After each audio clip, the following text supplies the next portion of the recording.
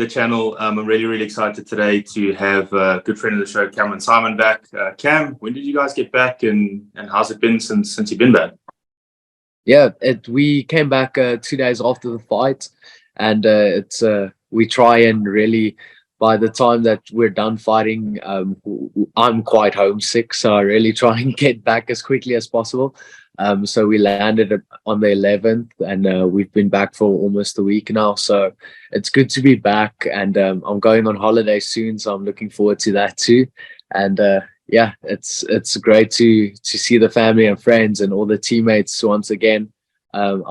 It's a Sunday. I'm here at the gym, but we're gonna be just doing some interviews and admin before we go onto holiday. So I'm looking forward to it. Nice. Is it good to just unwind after such a long training camp and fight every single time? Yes, 100%. I think especially usually I don't take long breaks in between fights. We've been fighting consistently every 3 months for 2 years now. So I've had 3 UFC fights in 7 months, so 8 months. So it's quite taxing on the body. So I'm going to allow myself a little bit more time after this one and really sort out any injuries and niggles and stuff sustained in the previous 3 camps, and really try and sort everything out so that we can start fully once I'm back. And I'm already looking forward to training.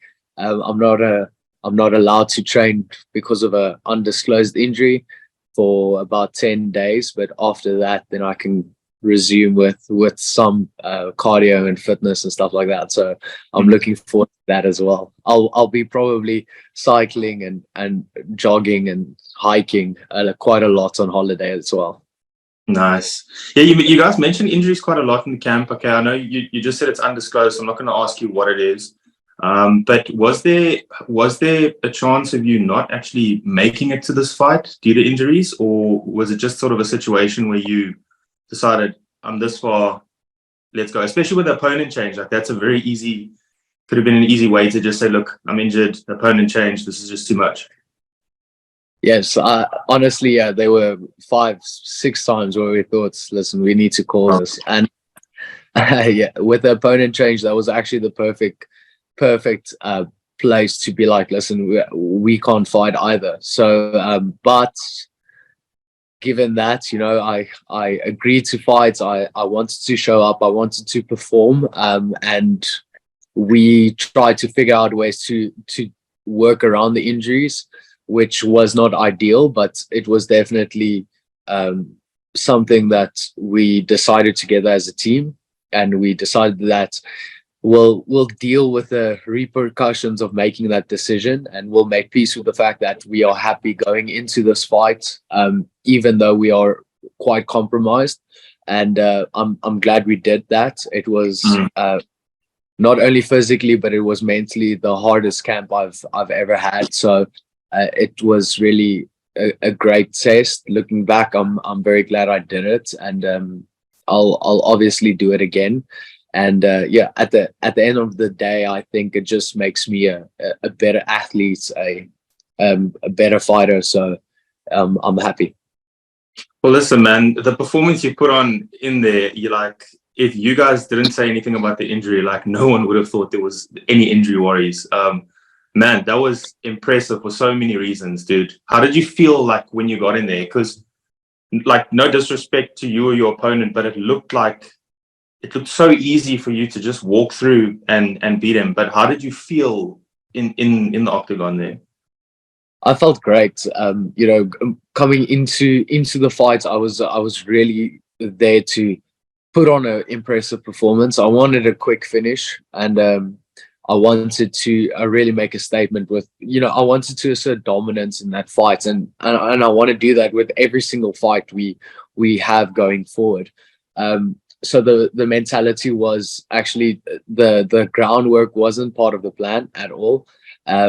So we wanted to keep it standing, but you know, I was also very comfortable to take the fight wherever it goes, and I think I showed that, you know. So once there were a few opportunities where like the guillotine at the start of the round. Yeah.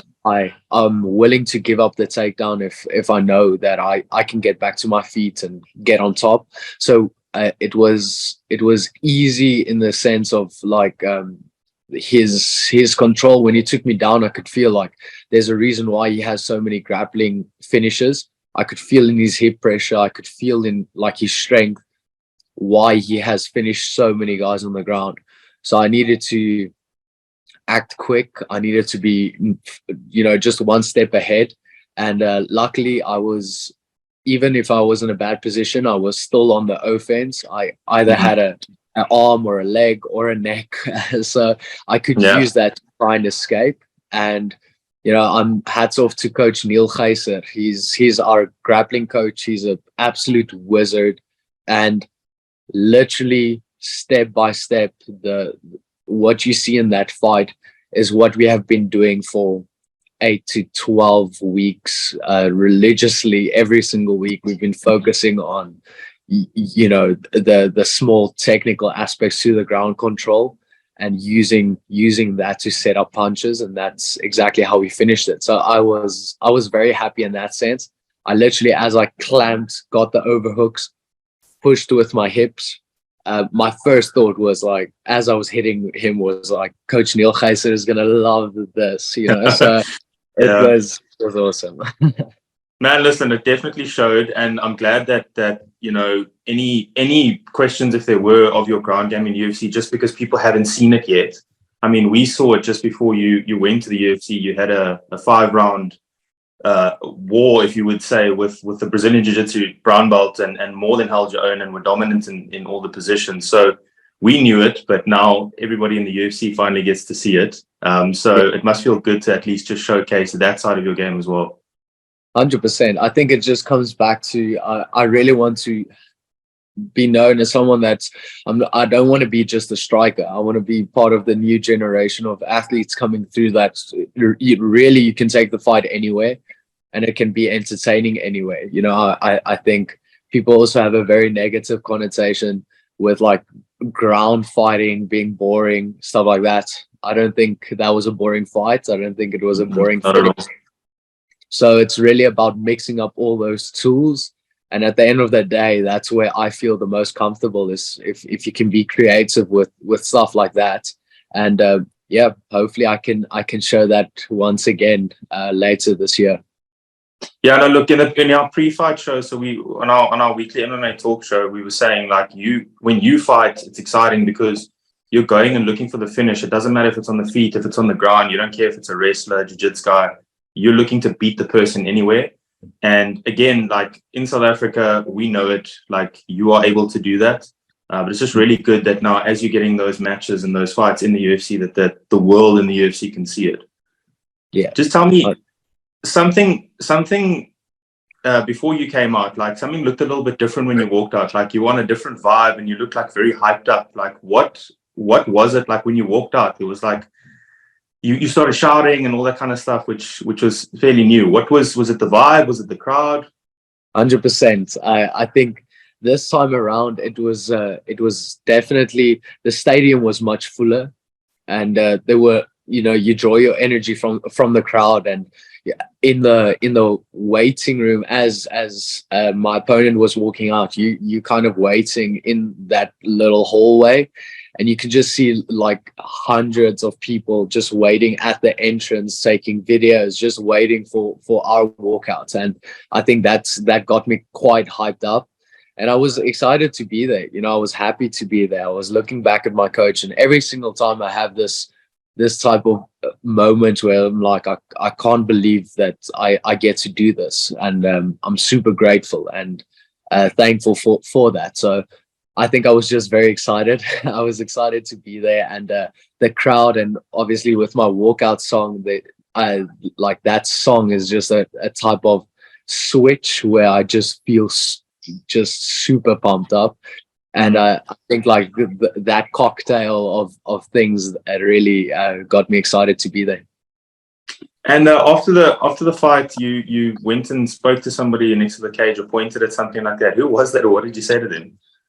So actually, I'm a massive comedy fan, And as I entered the cage before the fight, I saw Shane Gillis cage side, and that was quite cool. I'm a massive fan of him and his comedy and his podcasts and stuff. So I was like, I saw him, and he just greeted me before the fight. I was like, that's sick, you know. So after the fight, the first thing I did was I saw him again, and I was like, massive fan, just like shouted at him, and he was quite shocked. And then I celebrated, and then I went back to the commentator booth just to tell them no fouls this time around. Nice. And after the fight and a little bit before the fight, you mentioned wanting to fight Cody Garbrandt. What is it besides being a fan of his that makes you want to have that fight? I want to test myself against the best in the world, you know, and I think Cody, being a ex-champion, a former champion, I think he has a lot of assets that I think could make for a great fight, a fight of the night, a fight of the year. And I do think that with a guy like that, it brings on new challenges, it brings on new pressure, because obviously he has a massive following, he is well respected, he is well loved in the sport. So I like that fight, I like that pressure, and he's higher in the rankings than I am, but he's not that high that it's unrealistic to fight him. So, you know, he's fighting Mario Batista, I think in September, and I think whether that fight happens or not, it gives us enough time to maybe make that fight for November or December, depending on what they want to do. It's just right through my career, there were always guys that I knew I was going to face, you know. So when I started my UFC career, I knew I was going to face Billy Westhuizen at some time. I knew we're going to meet each other. Same with Rue van der Beer. It was almost like I had a feeling that somewhere we'll meet in the future. And with Cody, it's the same, you know. So I really hope that happens for him, but also I would love it for it not to happen, because I would like to fight him at Madison Square Garden in November, and I think that would be a great addition to the card. No, most definitely. I actually think that's a perfect opponent for you, because it is the step up that you need, because I think you need to be fighting people at least now in the top 15. I think it's time. And I think, you know, I don't know if he's ranked yet, but it doesn't really matter with him because of his history. And I really like that fight for you. I really, really like that fight for you. I think you've got a great chance. I mean, your precision punching, I think, can put him away. And even just, you know, getting to that point is going to be an amazing fight to watch. I really like that fight for you. Yeah, 100%. I think, you know, we've been, it's almost like in this fight we did the UFC is solid, just like because staying on the card, we didn't have to fight a debutant. I literally had everything to lose in this fight, so we were willing to do that. We were willing to put everything on the line, but I would like to be rewarded with at least someone in the top 20, or someone that is regarded as one of the top guys in the division, because I do believe that I deserve to start fighting with those realms of people.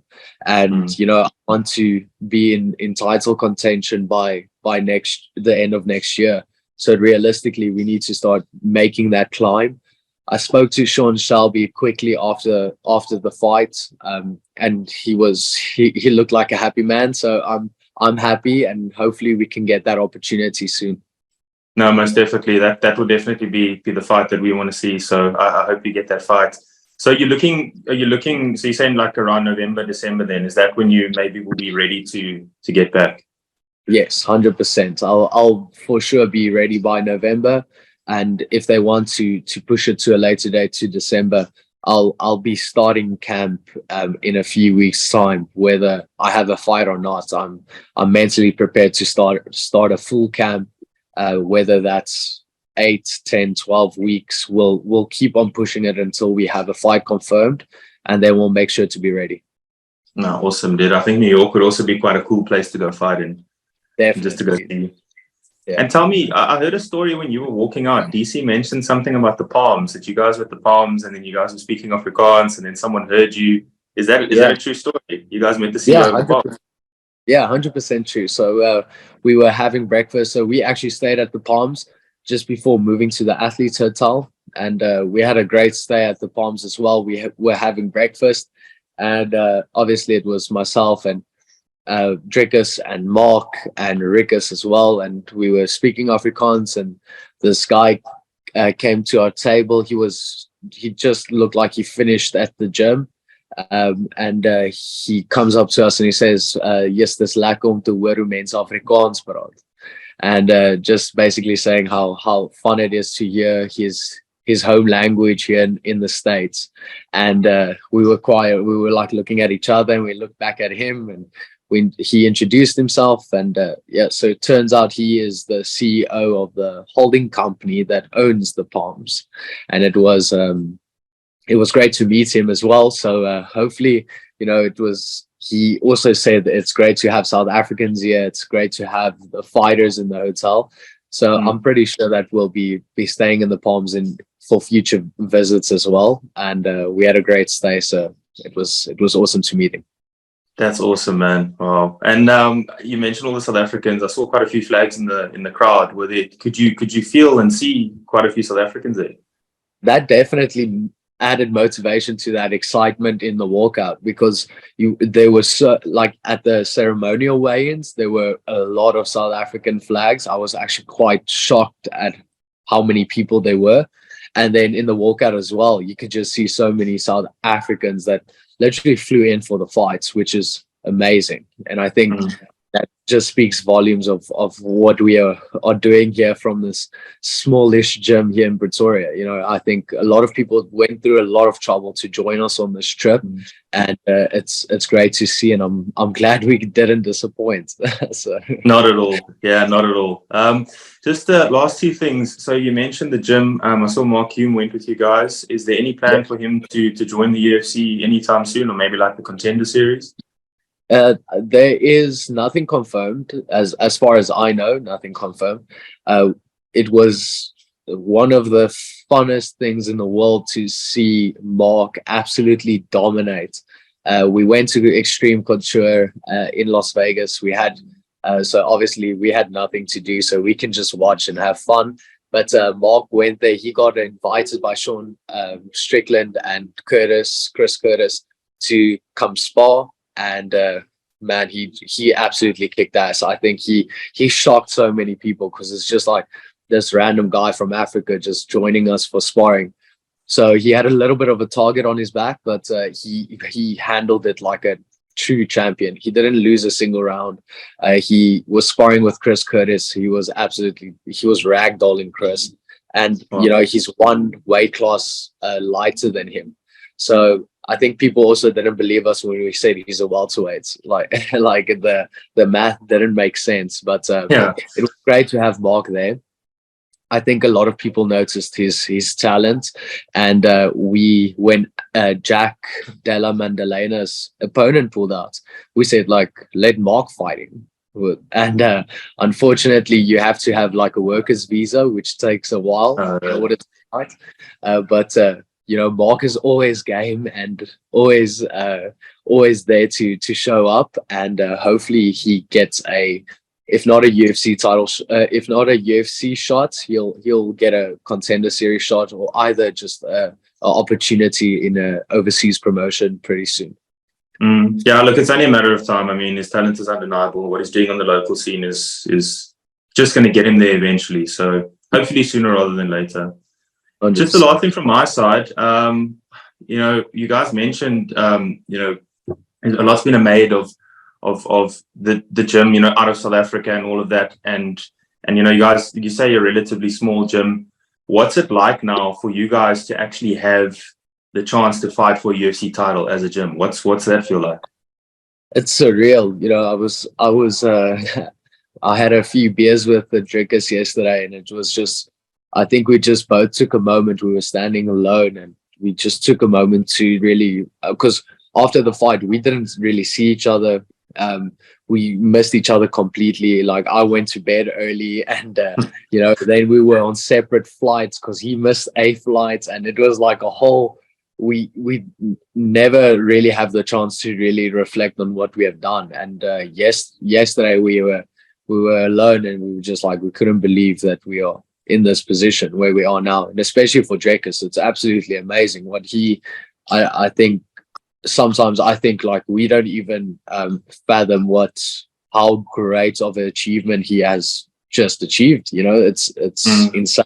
So I think the memberships here, I think we're gonna have to buy the next door place as well, because the members are going through the roof, and it's great. It's great for the development of South African MMA and for the team. Dricus is going to be fighting for a world title, and he's going to be doing it out of this gym. And I think that adds just motivation and pride to everyone that competes here. You see it in our kids program. You see the kids are proud to be part of the team, proud to be part of the family. And at Versus, we have a bunch of our amateur guys fighting as well. They want to keep up this momentum we have, and I'm just glad that myself and obviously Dricus is at the forefront of that momentum. So I think we are very grateful for that. No, most definitely. And as we said previously, when you came on the podcast, you guys are the first sort of wave, and it's starting to show now when you've got the next wave with Mark, and then you've got the next wave is going to happen in a couple of years. And you guys are really trailblazing that. And I'm sure you guys felt the love from the country afterwards. I just saw you and Dricus everywhere on social media afterwards. Yeah, definitely. Yeah, it's insane. I always say that South Africans are the best sporting fans in the world, and they take it to a next level as fight fans. They are absolutely amazing. So it's just great to see. I'm just so thankful for everyone that supports us. I think that also just helps quite a lot in the fight. You're willing to leave everything on the line when you're in there. So it's great. Well, you guys definitely made us proud. You're going to continue to make us proud. This is only the beginning for both of you. And I really can't wait to see what happens next. Thanks so much for joining, Cam. I really appreciate it. Enjoy your holiday and all the best with the injuries. And I hope we see you back sooner rather than later. Awesome. Thank you so much for having me. I really appreciate it. And I look forward to being back once we go 10-0 later this year. And it's going to be a good one. Thank you. Awesome. Thanks, Cam. Awesome. Thanks. Cheers.